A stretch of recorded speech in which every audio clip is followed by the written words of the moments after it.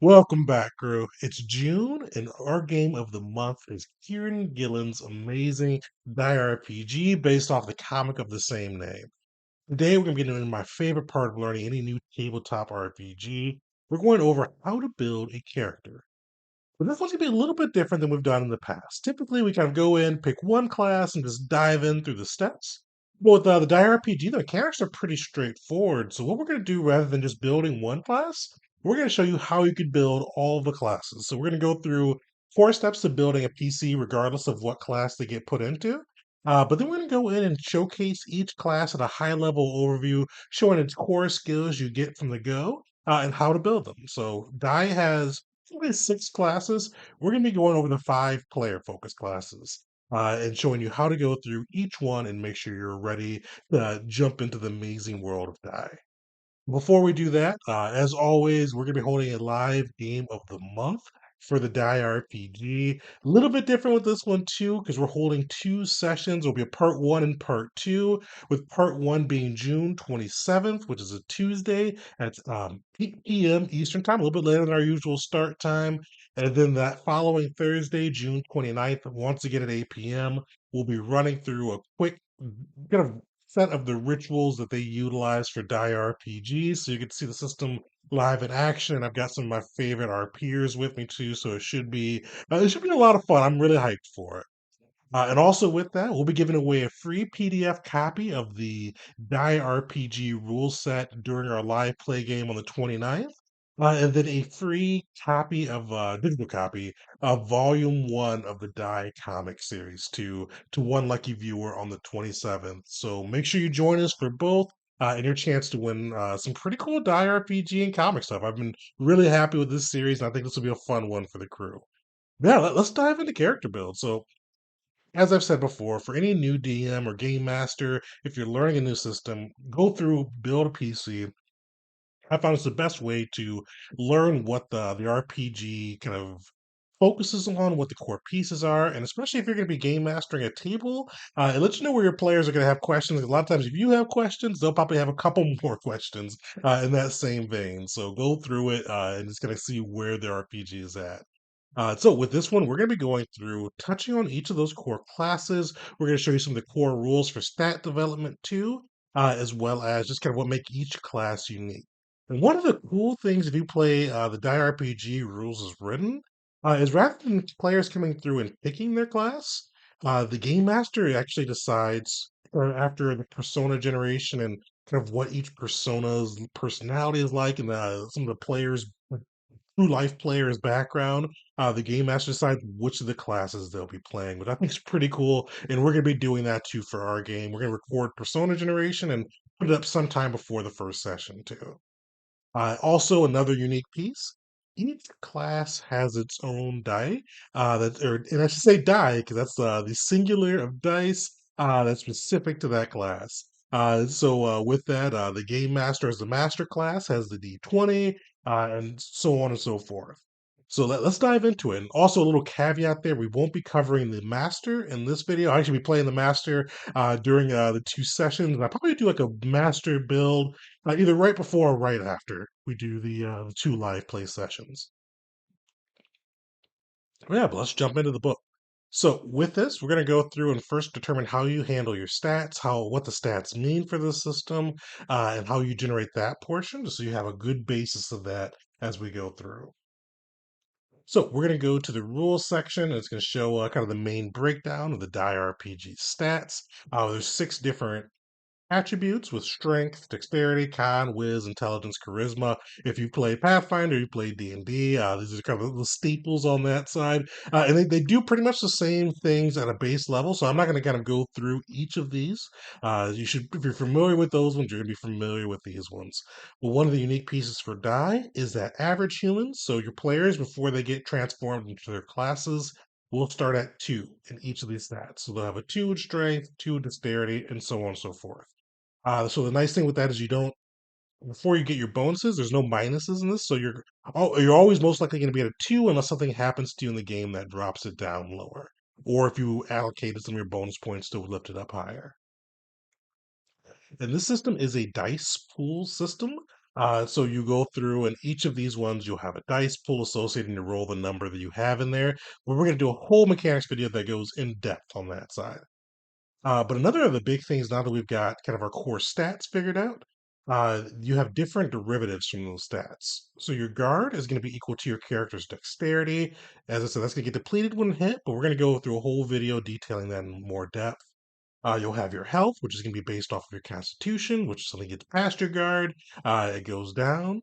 You've got your willpower, and make sure to read the whole sentence. I got to a certain point, I thought it was just wisdom. I'm like, damn, this is going to be low. I mean, it seems like it's pretty easy to get mind control, but it's wisdom plus intelligence, which will give you a baseline of 4 for the average PC, which makes a lot more sense as you get to some of the later stuff we'll cover today.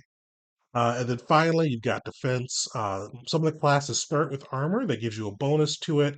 Usually, this is going to be 0 unless something specifically tells you to bump it up by 1 to whatever it may be.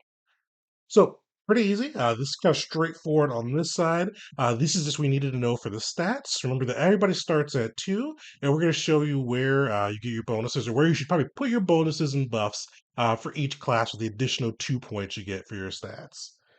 Yeah, let's dive into the core classes. So we're gonna hit the dictator first. The dictator is a really cool one, but I feel like, and one of the things this game encourages you to do is to definitely do like a session 0. They call it part of the ritual of the magic circle. In this one, uh, dictator's one that could sometimes be left out depending on people's lines and veils and kind of their boundaries with tabletop role playing.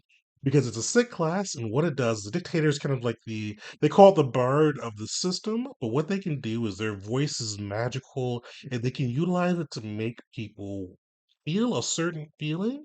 And they can use that feeling to control them and make them do something against their will.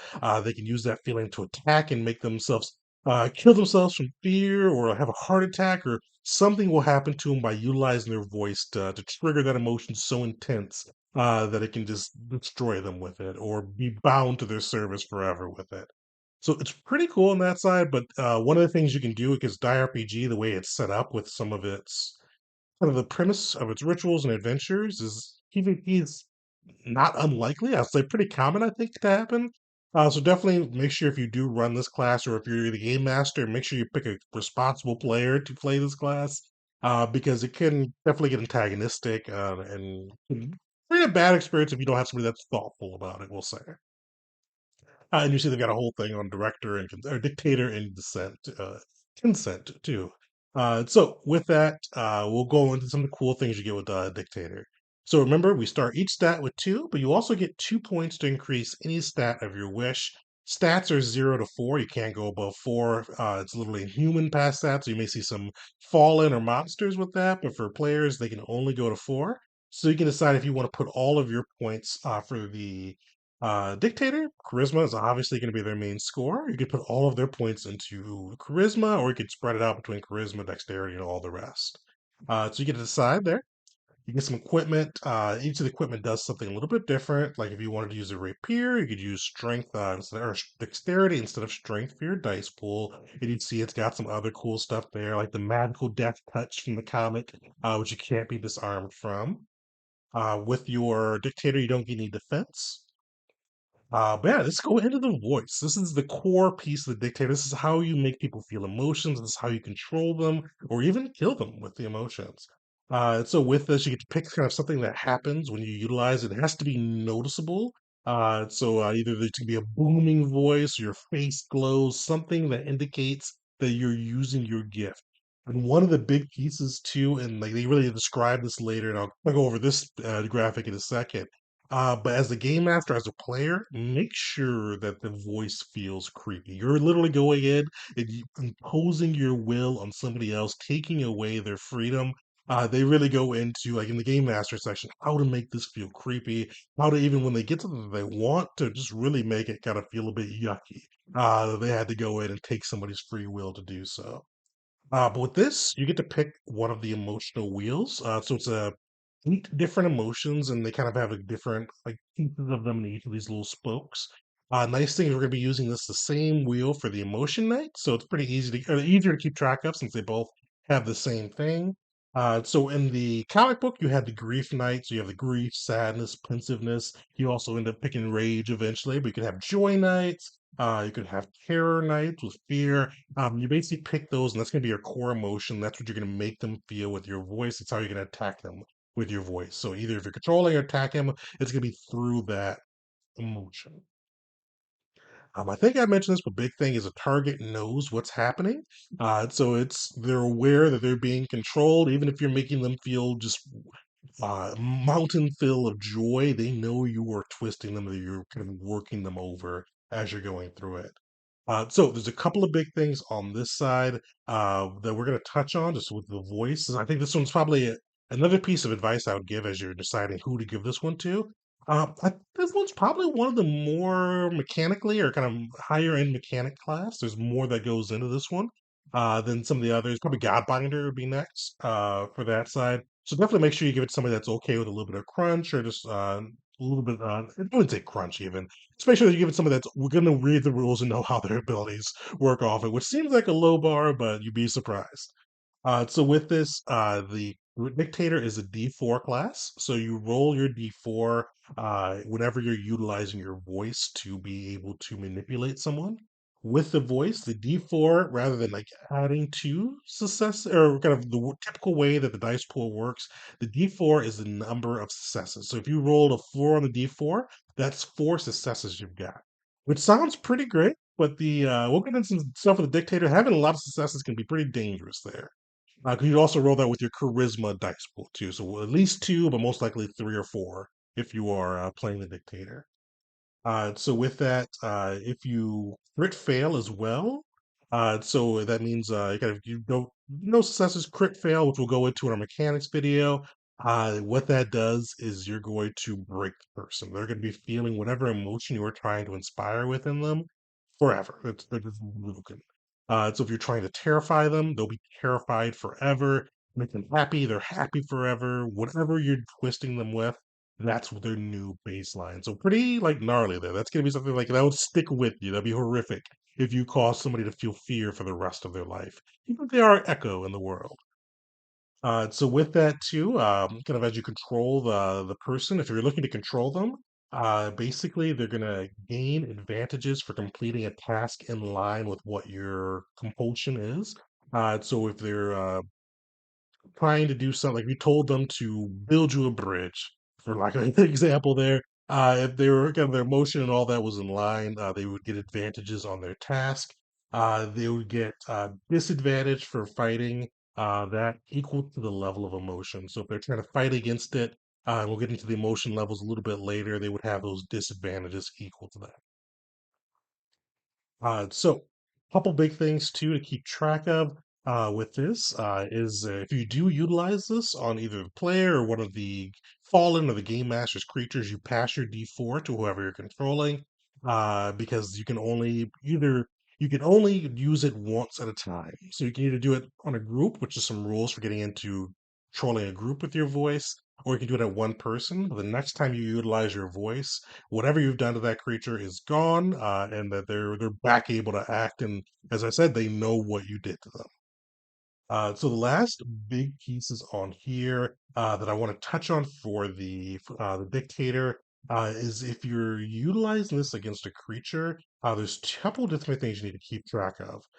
If your successes didn't exceed the target's willpower, remember willpower is intelligence plus wisdom. The target can try to resist whatever the compulsion was that you tried to make them do. And they can do that with a wisdom roll with a challenge of half the emotional scale, rounded down. And we're going to get into that emotional scale in a second.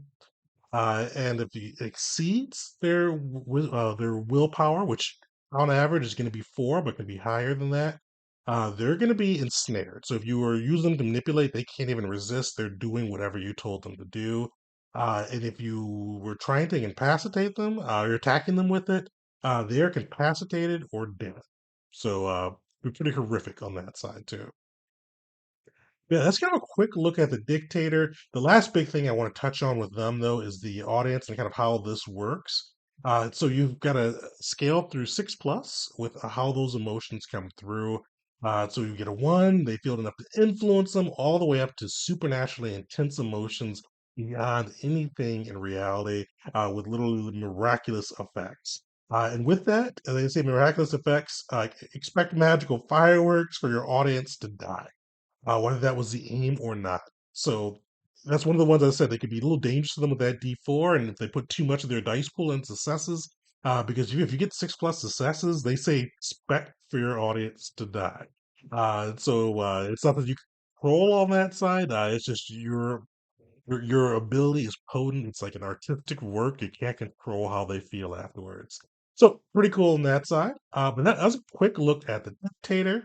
We're gonna run to the fool next. The fool uses a D6, so the typical die, and then also the same dice for the die RPG they'd be rolling. So they're the typical dice pool will be made up of D6. So rather than being unique like the other classes, the fool shares their dice with the dice pool. But yeah, the Fool, they are pretty. I think this would be a fun class. If I ever got a chance to be the player in the system, I'd either want to do the Fool or the Godbender, maybe Dictator too, but that would feel like a little heavy. But the Fool, you're the swashbuckler. You get like your class is all about running into the thick of danger and just smiling it off and making quips and jokes that the party finds funny. It's all about just having some fun with the table, even when things are grim. So you see with this, you get a defense point. You also get different weapons that can kind of influence when you get advantages where kind of what people you interact with and how that interactions goes. So keep track of those. But we're not going to go into each of those individually. Cool thing with this, you get that D6. And you get to add that D6 to your to your dice pool whenever you're acting in a manner that's foolish, daring, or cavalier. So if you read the comics, like if you're not thinking about things, if you're just diving in, going forth, give this to the player that's likely to kind of put on a good show, rushing right at the giant without a care in the world. And with your D6, it's similar to a typical D6. It's a typical D6, but you get to do some cool things with it. Because with this D6, you've got flukes and crosses. So you start off the game with a circle, which is their flukes, and you get to put that on your D6 anywhere you like, and that would allow you to, whenever you get that, something good is going to happen. So you describe a good thing that happens. It can be crazy good. Like the example they give is like you're fighting somebody by a mountain, and the fool does something crazy, and it causes one of the enemies to be buried. Now, if you leave it at that, that's going to be a typical good thing. The crazy thing with flukes is you're able to expand that. So you could say, "Oh, this landslide buried everybody." This where the other side of flukes come in. The fool describes what happens, what that good thing is, but the game master goes through and sets the stakes. So with one person getting buried, the game master just may let that happen. They got the fluke. Something cool that happened to them with their crazy luck. They describe that everybody got buried or all the bad guys got buried. The game master may say, "Hey, no, everybody got buried here." So it's one of those things. The fool gets to kind of set the stage, where the game master sets the consequences. So I think is a fun idea on that side because sometimes you want to push your luck as a fool. Sometimes you want to maybe a little bit more laid back or kind of go with the flow on that side and not push it. Where you get some fun interactions with that and some cool interactions with the narrative too. I think.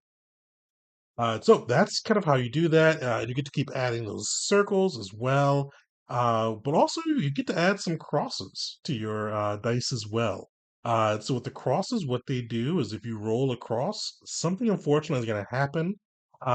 It could be to you. They even say most likely it's going to be happening to the people around you. And when you roll a cross, you get to erase all of your crosses off of the map for it. So it gives you some fun that you can have there and get to kind of just have some crazy unique luck for the system. With this too, the last big thing we'll touch on with the Fool is if all else fails.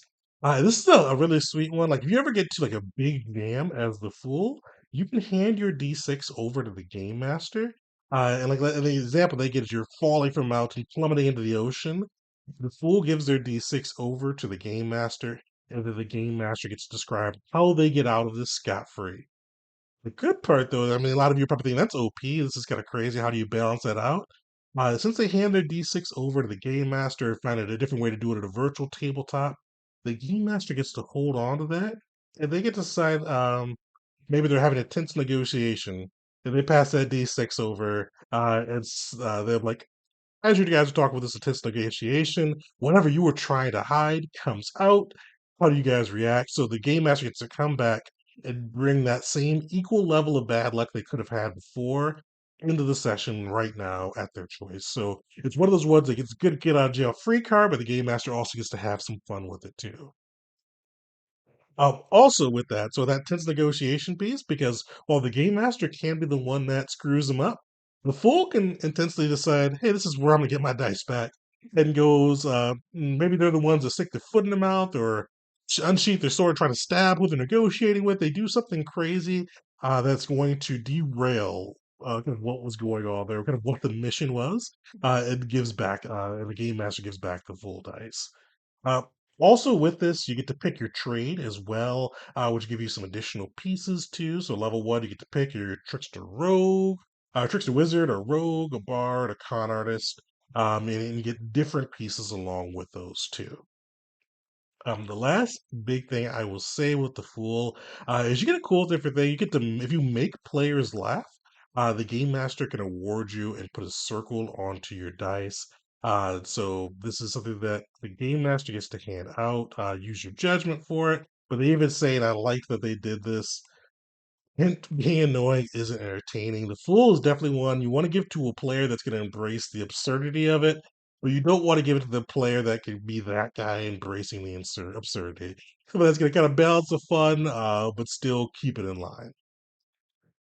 Yeah, that's the Fool. That's our D6 class. We're going to get to the Emotion Knight. This is all about knights who can turn whatever emotion they're feeling into like raw power. Like enough that they can kill, they get all the way through their class progression, they can kill gods with their emotion that they're feeling. Give this one to, in my opinion, they give some other notes in there. Give this to your best RPer or one of your best RPers. Give this to somebody that can really just dive in and just really role play out these emotions. Because you really want like kind of a good gauge on this. But these are going to be kind of your true martial class with this. They also get 2 points. They recommend putting those into strength and constitution. You can double up on strength, whatever you're doing there. You get some of your equipment, which going to give you an uncanny danger sense, all the works. Your look, you get to give a defense +1, so you get a little bonus there. But you also get to pick your sacred emotion. So you see, we've got this one as well. So you could be like in the comic book, a grief knight, rage. You can be a fear knight. You go through and you pick those, and you get the other three in the list, or other two in the list, and those become your kind of emotions you get to work with. With this too, you get an arcane weapon that talks. So you could pick. It doesn't really change your stats for what you pick here. So flavor it as whatever you like. But then you can decide what type it is here. If it's a brutal, is it going to deal 2 wounds? Fast will remove 2 guard. Or elegant can use dexterity instead of strength for your special pull. So with that as well, you get to pick your weapon personality too. So you get to say if it's kind of just aggressively going after achieving grief, encouraging others to feel that grief, encouraging you to feel that grief. A critical voice doubting the knight's worthiness, and the GM is going to be playing this voice. So you give your GMs the fun to play with as they're going through, or the adorable opposite of what you expect. You could have a Joy Knight that's just all, or Joy Knight's weapon that's all about just harm and mayhem, or you could have a Fear Knight's Knight weapon that's just an adorable, cute thing. Just whatever you want to twist it to. So with this, it's similar to the directors, or not director, I keep on calling him director, the dictators scale, with how they feel it. Emotion Knights at level one, you can only go up to level three for your emotional scale when it comes to creative weapons or creative violence, I should say. But you can still go up past that for other things. But for creative violence, you can only cap off at a three there. But with this, it's one thing. They recommend the game master and the player to both prompt each other when things may kind of move them up or down their emotional scale. If you're a rage knight, maybe something terrible's happened to your crew. The game master will say, how does that make you feel?" And they can kind of give a bump up or down, or you'd be like, "Hey, this makes me feel like such and such. Do you agree, game master?" And they can kind of go. You guys can go bumping up and down. But when you do this, your kind of emotions activated, your weapons activated. You can do your stances, which we'll go into a bit later. But you can do emotional or creative violence to these scales. Also, The Grief Knight's a D8 class. There's D8 emotions too. So if you ever get confused, you can just, or if you ever get stuck building your Grief Knight, roll a D8 and decide which emotion you want to go with. But you also get to add a D8 to your stack attacks once you reach that. And then as you get going on intense, you can defeat a mob with this, a village. As you get to level 3, it's overwhelming emotion. If you're rage, you're overwhelmed by rage. Sadness, the same. You can defeat armies, destroy a mountain range, a town, all of that through your that emotional power. So creative violence is pretty cool. So that's how you defeat those types of things. So you can go through and cash in your creative violence. You're going to roll a d8, and if it's equal to or below your emotional level, you're going to achieve your goal. And either yourself or someone close to you suffers wounds from the rampage that you've unleashed. If you roll above your emotional level, you're free and clear. You do whatever you want without any crazy consequences. And then with emotionally engaged, you get to go through and pick the different stances. And we'll kind of show you where some of those stances are. And then finally, venting. With the emotional night, you're able to vent a little bit of your power, so your emotional scale there, to achieve kind of some type of option. And with those, you'll see some cool art here too for them. You'll see some of the options there. You can go with combat frenzy, applying damage to all enemies within melee range, or duel, or you could even use personal knowledge to gain what knowledge of who or what a target feels your emotion strongly towards. You could determine the worst fear if you did terror. So some pretty cool stuff there. And one of the things I like as we kind of go through this is all these classes have some cool stuff for the RP side too, which I think is always nice. And then you get combat stances. And remember, you get to pick one venting ability and one combat stances.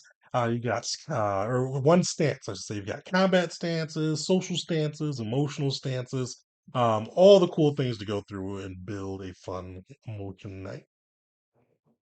Cool. But now, after that, we've got our second to last class. We'll be touching on the Neo. These guys are a pretty cool one. They're intentionally clashing with the motif of the other ones. The other ones kind of have the medieval fantasy vibe, but if you're playing the Neo, you're kind of you're the sci-fi cyberpunk that snuck into the fantasy party.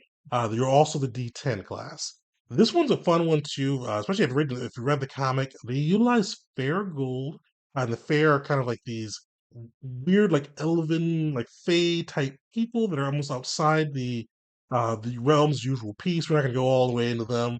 Uh, they're fair gold, which can be found kind of all across the world or in the Fallen sometimes. The Neo uses that fair gold to power their abilities. So they can't even utilize any of their equipment until they get enough fair gold to turn them on. And that fair gold is a bit of a addiction. I mean, a bit of addiction. They say you feel this more strongly, or you find yourself drawn to this with intensity that will likely frighten you. So if you do get the chance to play the Neo, definitely play up that addiction, that addict nature as you go through the world looking for your fair goal. So with this too, you get Neotech. And with Neotech, you're able to go through, and it's based off your intelligence, and you can use that to hack tech. And Fallen count as tech, and fall into the main monsters of the DIER RPG world. So you can hack them. If you get a special, you can even let you take control of them and kind of cause them to do whatever you wish with that hacking. The other big piece with the Neos is you get gifts of the fair. And these can be anything from energy blades, enhanced blaster pistols, teleporters, all this cool stuff. And you can spend, once you get that gift, you could spend one of your fair gold to activate it. And then you can even upgrade it as you go. And with this class too, you get to start off with one gift and one upgrade. And part of the advancement, if you're playing with those rules, you'll get more gifts and upgrades to be able to spread around for the class. Also, with this too, you can overcharge abilities. You roll your d10. If the result is odd, the ability works perfectly. If it's even, it mostly works, but something goes amiss, and the game master gets to decide what goes amiss with it as you overcharge it. And also with this too, it's gonna be a conversation between you and the game master about how much fair gold it takes to overcharge it. Like one boost usually removes some of the limitations. So one fair gold of whatever gift you're utilizing. Two, you can kind of just straight up boost it beyond its capacity. Three, you can do a spectacular feat. And they give these as examples. If you're giving out more fair gold than average on that side, you can say, hey, no, this takes like 6, 10 plus, whatever your kind of your fair gold economy is. But the big thing to remember that for the fair gold too is they disappear at dawn. So your player, your Neo can't like stack them. They're always going to be on the hunt for fair gold. This is some of the gifts. So you get to get upgrades for them. So you get the gun, you can pick a homing upgrade. There's an energy blade weapon. You can pick returning. All this cool stuff. Or you can get a pet too. That one, like I hope I don't know if we'll have a Neo because we're usually running 4 people with our adventure. But if they do get the Neo, I hope they do the pet because there's some cool emotional connections with the dog. Or I could say the pet. It could be a dog. But remember, at dawn, you lose all your fair gold, and anything you've acted with the fair gold disappears or dies, in the pet's case. So that was a quick look at the Neo. And last but not least, we're going to wind it up or end it up with the God Binder. They're our D12 class, so they're kind of the most powerful outside of the D20, and they're able to talk to the gods and kind of bind them to their cause. And basically, what this means is you're able to wheel and deal with the gods of the Dire realm. So you're able to, they give you a pantheon that you can utilize and put your own spin on them with different abilities that are associated with them. But with this, you can take on contracts with the gods to determine kind of what they can do for you. So you start one class or one of your gods off with a relationship of one, which gives you some additional benefits. But with that, you can go into god debt and make deals with the gods. So if you picked your god of light and healing, you could say, and one of your players is wounded near dying, you could make a deal like, hey, I'm going to go into God debt with you. Can you heal this guy for me? And sometimes they'll just take the God debt, which you can go up to 5 per God or stack it to 5 favors per God. So plus or minus 5, either way. And they'll be like, oh, sometimes that's good. We can take that. But there's also mechanics too for when you need like true miracles, which is like a crazy feat to happen. And sometimes they may be a little bit more discerning with that. Before we go into that, let's go back up to scriptures. So with this, you get 3 scriptures, and it determines based off of your god what the noun is. So if you're working with the god of fire, that could be a fire blast. Or if you're working with the god of the undead, it could be detect undead within the area. But it gives you a blast attack, a heal attack, and a detection attack that's determined off of the god that you're working with. And to cast a scripture, you're going to roll a wisdom dice pool and add your d12. If you roll a 1 on your d12, whichever god, you have to choose which god you're using for the ability before you roll it. And if you roll a 1, you incur god debt with that god. So with that too, the gods, you can call in favors with them if they owe you, or if you owe them, they can call in favors as well. The game master gets to decide what that favor is, and hopefully it's something fun for the narrative. And if you go through and accept that favor and complete it, you're clear. You lose that however much or whatever the debt you are in with them, and whatever that you guys agreed to for losing there. If you accept it and fail, pretty much everything stays the same. If you refuse, you could suffer a wound point for each point of God debt that God chooses to cash in. So if you had 5 with them, they could throw 5 wounds at you and pretty much kill you. So with that too, last big thing here is miracles. You get to go through, and this is something big. This could be anything from like healing somebody that's near death to destroying a town. It's just a big piece. And they say that you could do it by, and they even recommend the thing, God debt is one of the things you can charge for these miracles. But they recommend that sometimes it's better for the narrative to have them do a specific task or open into favor or promise to do something in the future. Just something to show how big this is or whatever, kind of in relation to it. And the game master, if you do use debt, can charge anywhere from 1 to 5 god debt, based off of what that is. And with you break these types of deals, multiple different things can happen to you. You can get to 4 to 5 god deck, especially if it's a miracle they cast. They recommend using it kind of in conjunction with how big the ask was. Uh, and sometimes the god, if they, especially when they make the deal with you, may set a forfeit price. So you know exactly kind of what you'll lose if you break that deal with the god. And the last big thing is you'd go through and grind out your pantheon. There's 12 different gods in like the base level here. I'm looking at the rituals and some of their character sheets, and sometimes it limits you to like 4 or 5 just to make it a little easier on the players, especially if it's not going to be a long-term campaign. If you are doing a long-term campaign, you can go through and pick those gods, and you pick the one that you start off with a relationship with. And as you get advancements in the class, you can go through and pick more gods or either advance your relationship with that god. But yeah, that was a quick look at all of the different classes. You saw it's pretty simple to build a class or a PC utilizing the DIE RPG. Just you have to basically go through and just allocate your extra points and then pick your equipment, and then go through with some of the extras there. But yeah, this one's I'm pretty stoked about. It has some really cool like options for adding to the narrative. With the crew I've got, I feel like they're gonna really eat those up. And I think it's actually kind of fun too, a little bit unique that the game master gets to pick who runs each class. So I'm looking forward to seeing the personas my players bring and kind of seeing where everybody ends up with it. Yeah, throw in some of your favorite pieces about the Die RPG classes in the comments below. Definitely like, subscribe, keep it out this Wednesday. We're going to be going over the ritual process. The Tuesday after that, probably the Wednesday after that, I'll say, we're going to be recording on Tuesday for the rituals, going through it for generating our personas for my crew. And we'll get to throw it up so you get to see that process live, or record as well. We're not doing that one live. Yeah, like, subscribe, and until next time, everybody.